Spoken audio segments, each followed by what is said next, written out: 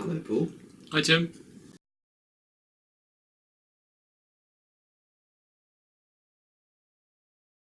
Maybe a theme which we have explored before around companionship, probably love, connection, I guess, but in the right amount. Because I also value independence and space and freedom.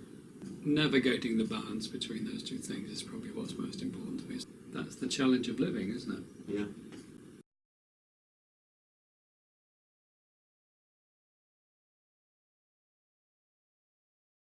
Purple. It always has been, ever since I was a kid. People tell me it's a colour associated with royalty, religion, death sometimes, spirituality.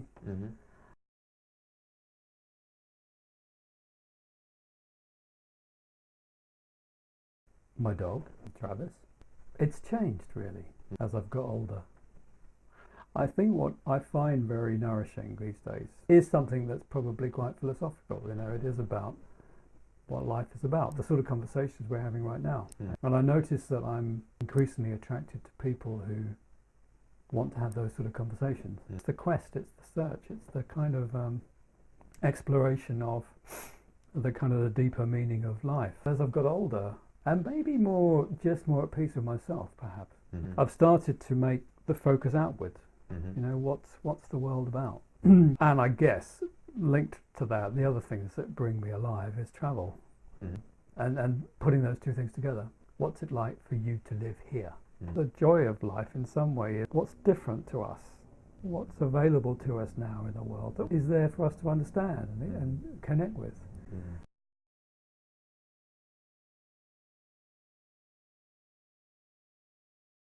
The first thing that popped into my head was Kes, 1969 Ken Loach film. Beautiful. So simple, so raw. A beautiful relationship of a young boy with a bird, a kestrel. So on one level, something like that, because that's simple and heartwarming. But then on another level, something like Lawrence of Arabia, because it's such a spectacle. I guess they're both quite human stories.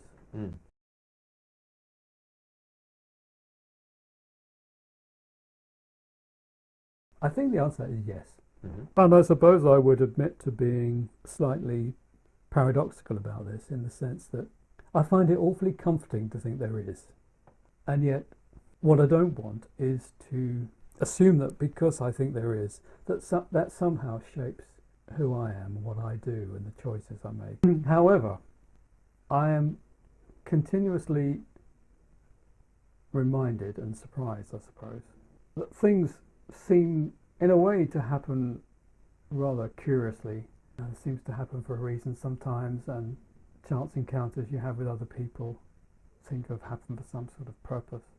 I guess I'm much more open now than I ever was to the idea of maybe there are other forces at work in the universe that I'm not aware of. I definitely have a view that there is a spiritual dimension to the universe that's almost mystical, and that is worth paying attention to.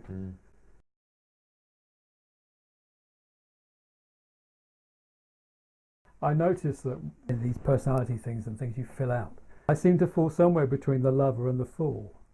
So the person who is very engaging and listening and soft, but also I like to laugh and I like a bit of fun. And I think often when I'm in situations that I find a bit difficult, I'll often use humour as a way to deal with it. So I think what makes me me is in a way rather like the balance between the solitude and connection.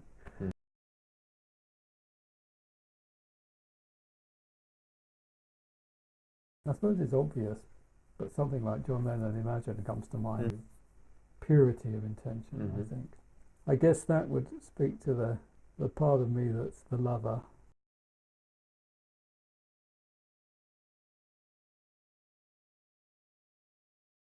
Walking the dog, and the real gift of having a companion like Travis is he gets me out into exploring. That word again.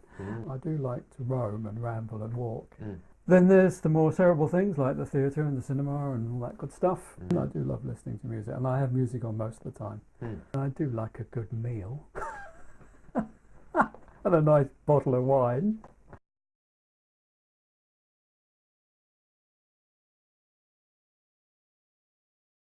Aung San Suu Kyi, because I felt she was so selfless and gracefully selfless, and beneath that grace was a lot of strength and courage. And I find it quite a hard question to answer. It's not because I don't have heroes, but when you appreciate the heroic, they're often much more ordinary, everyday things you notice, of stories you hear, of people who are nameless in many ways, or you forget their name. In some ways, people who have excelled at something I could have not excelled at and probably would never be able to excel at in a million years, but who also stir something in you that's quite significant, I guess. And I guess there are sporting heroes that I like and touched me and who you wanted to see more of. Bjorn Borg, Bobby Moore.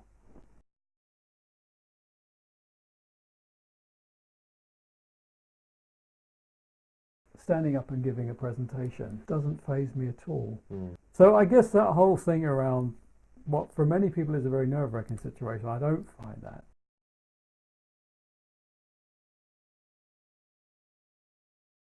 I love Italian food, probably. If I was to choose a theme, I like the Orient, Thai and Indonesian and Middle Eastern food too, actually. Yeah.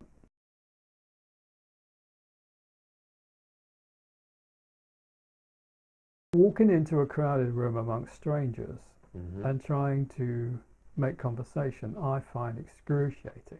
I think it comes from being an only child, and I've always been incredibly shy, and I can all too easily go into my own cave.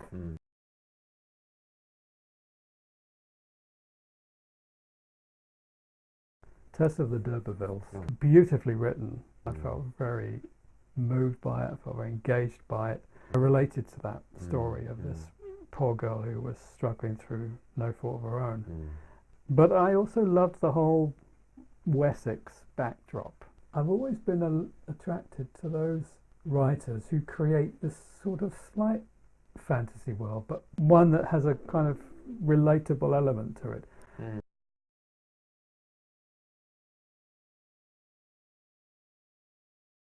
Living, surviving. I sort of want to say making a difference to people's lives. It can sound a bit full of yourself, but I think that's what I do feel. So I think in a way being a therapist and a coach and finding a sort of spiritual path, I've kind of created a new life for myself, which has largely been in the service of other people. I feel quite pleased about that, really. I hope I'm a better friend. I sort of sense I am. In the end, I think that's what I feel most proud of.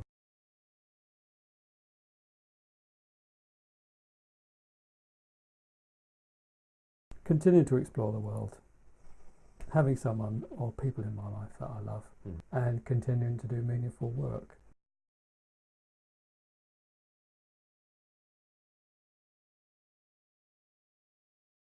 Well, I think we've had a good troll around the various dimensions of life, haven't we? So I think no is the answer. Thank you very much, Paul. Thank you, Tim.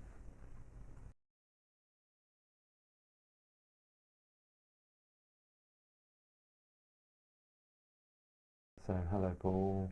Hi, Tim. How are you? Feeling wonderful.